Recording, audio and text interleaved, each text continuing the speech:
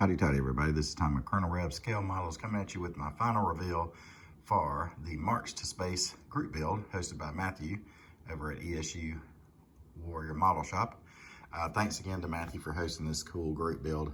I've done it, I think it's the second year that he's had it.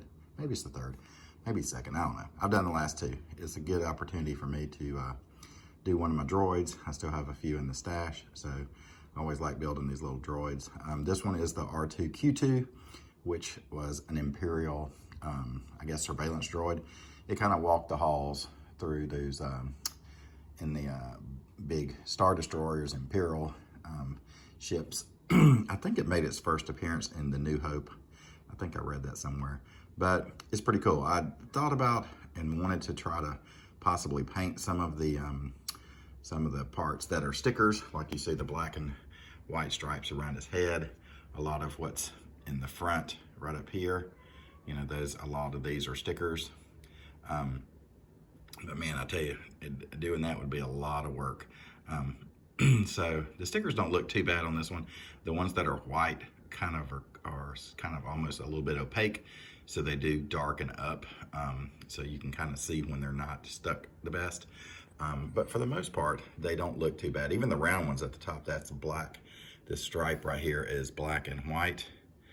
That's one stripe, but it's got little cuts, little serrations in it along, spaced out to where it kind of folds over on that curve. Even the ones along the top here are these little ones here. I'm sorry about that. These little ones here, that's actually stickers that you put on each of those sections. Is a little bit darker gray. It's that dark gray that you see on the body. But for the most part, it's you know, these kits go together really well. The only thing you have to be careful of is those little wires there. So those, if you wanted to, I guess you could replace those with real wire, whether it be brass or just an aluminum wire or tin or something. But I think it's a really cool looking kit. They come with lots of extra parts, just like it's basically the R2-D2 unit. It's just with different colors, but that comes with probably about a total of a whole sprue of different parts. So things like those black inserts there, oh, what's on my finger there? Those black inserts there, there's also some gray ones. So if you wanted to alter, there's different tops for that as well. Different parts, not the shell, body shell, but you can put different sections under where the head turns, because the head does turn. The legs move, and then the third foot comes out in the middle if you want to. It's really, really tight to get it out. But I think it looks pretty good. There's a couple of stickers that went right here on those little small lines that go up and down that make them more of that white color there. But I thought if you put those on there, they'd kind of get lost, because even these stickers here, right above where my finger is, those are supposed to be like a light.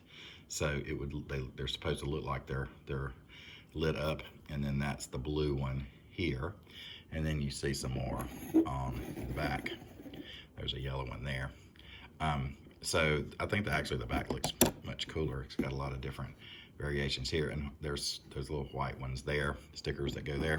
I don't know why they're not on the front here, because it matches. You have the same, kind of almost the same little thing right under there. Maybe it's just too much, I guess they thought. But it's really cool because you could take these droids, and besides the stickers, you could really make them a unique color variation. But they build up really well. You know, I'm on spring break here visiting my family in Mississippi, and I did it in a couple of nights. I did the head and one leg one night, and then the body and the other leg last night, and then got it all finished. So you could still detail paint. You could detail some of these, and there are some little gimmicks that pop out of his head. There's doors here and here that pop out, same thing in the back. So you could have little mechanisms that the R2 units do to work things, you know, to reach into the mechanicals of these ships and stuff. But there it is, the R2-Q2.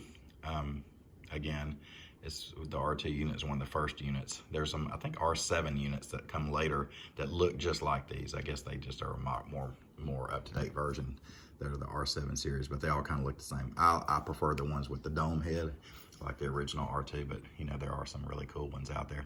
So that's, I think, my third one. So Gonna sign off now. So again, thanks Matthew over at ESU Warrior Model Shop for hosting the March to Space group build again. As always, hotty toddy and God bless.